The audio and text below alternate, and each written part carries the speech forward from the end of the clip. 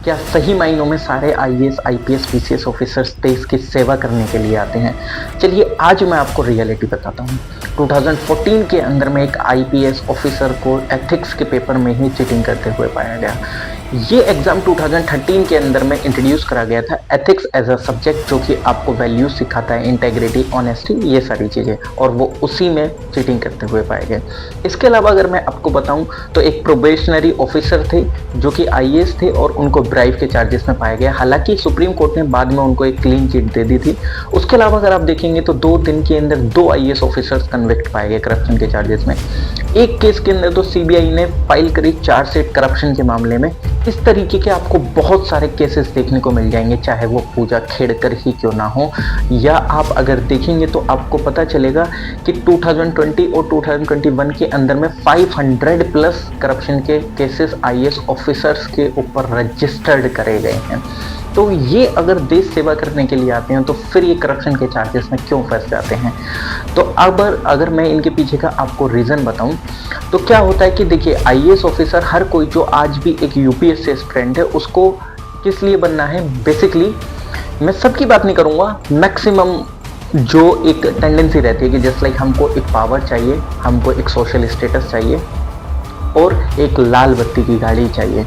मैं ये नहीं कह रहा कि सब लोग इसी वजह से आईएएस ऑफिसर बनना चाहते हैं।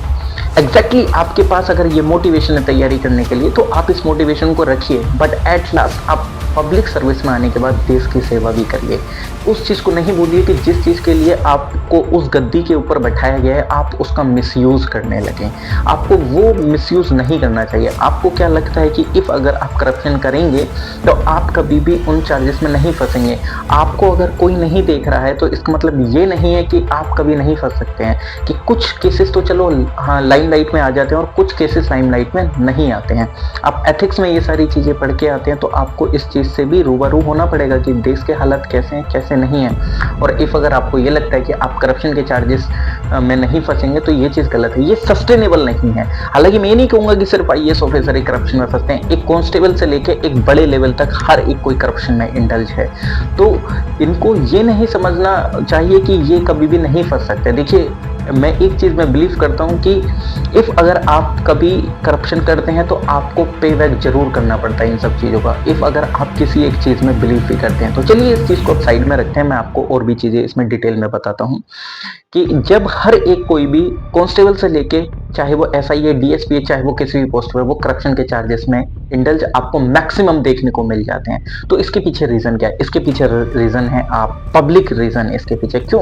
क्योंकि आजकल लोगों के अंदर में से जो एक पेशेंस है वो गायब हो चुका है।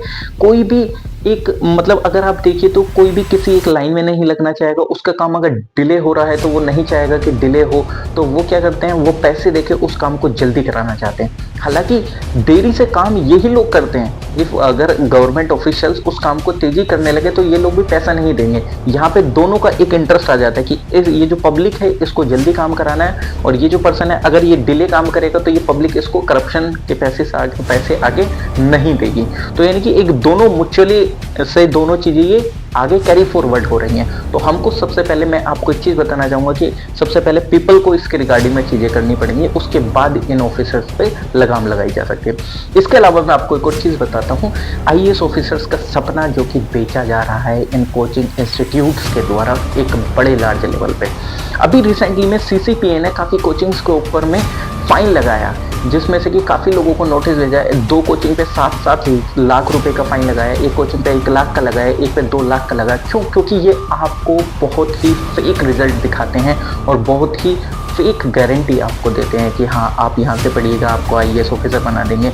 कोई भी, सबसे पहली बात, पर्सन कोई भी आप अपनी बिना सेल्फ स्टडी के आईएएस ऑफिसर नहीं बन सकते हैं या पीसीएस बन सकते हैं, कुछ भी नहीं बन सकते हैं जब तक आप सेल्फ स्टडी नहीं करेंगे। मैं ये बोल रहा हूँ आप किसी भी एक एग्जाम की तैयारी कर रहे हैं और ये लोग आपके सपने को क्या करते हैं, ये उसका इस्तेमाल करते हैं अपने बिजनेस को एक्सपेंड करने के लिए। क्यों? क्योंकि जब तक आप इनके चक्रव्यूह में फंसे रहेंगे तब तक इनका बिजनेस चलता रहेगा। आप उस चक्रव्यूह में मत फंसिए। आपने एक और चीज़ देखी होगी कि ये आपको उस चक्रव्यूह के अंदर में फंसा के रखना चाहते हैं। क्यों रखना चाहते हैं? हैं। क्यों? क्योंकि इनका जब तक चक्रव्यूह में आप रहेंगे तो आप इनको पैसे देते रहेंगे, चाहे वो आप प्रीलिम्स की टेस्ट सीरीज, मेंस की टेस्ट सीरीज, इंटरव्यू वगैरह या कुछ भी ऐसा आप मेंटरशिप गाइडेंस ले रहे हैं, कुछ भी ले रहे हैं, तो इनका वो एक बिजनेस ग्रो करता रहेगा। और ये कभी आपको ये भी नहीं बताएंगे कि आपको यूपीएससी के साथ एक प्लान बी भी लेके चलना चाहिए। क्यों? क्योंकि अगर आपको ये प्लान बी बताने लगे तो आप तो इनके चक्रव्यूह से निकल जाएंगे। तो ये कभी आपको सजेस्ट नहीं करेंगे कि आपको एक प्लान बी भी ऐसा रखना चाहिए। अगर आप यूपीएससी प्रिपरेशन में आ रहे हैं तो यू शुड नो कि आपको कब एक एग्जिट मारना है। हालांकि यूपीएससी को भी छोड़िए, आप किसी भी एग्जाम की तैयारी कर रहे हैं, इफ अगर आपका सिलेक्शन नहीं हो पा रहा है काफी दिनों से, तो आपको कोई एक दूसरा ऐसा चीज फाइनेंशियली इंडिपेंडेंसी के लिए पकड़नी चाहिए जो कि आपके जीवन को एक बेहतर कर सके। आपको बाद में जाके रिग्रेट ना हो जाए कि मैं काश उस टाइम पे ये चीज कर लेता तो आज मेरी फाइनेंशियली कंडीशन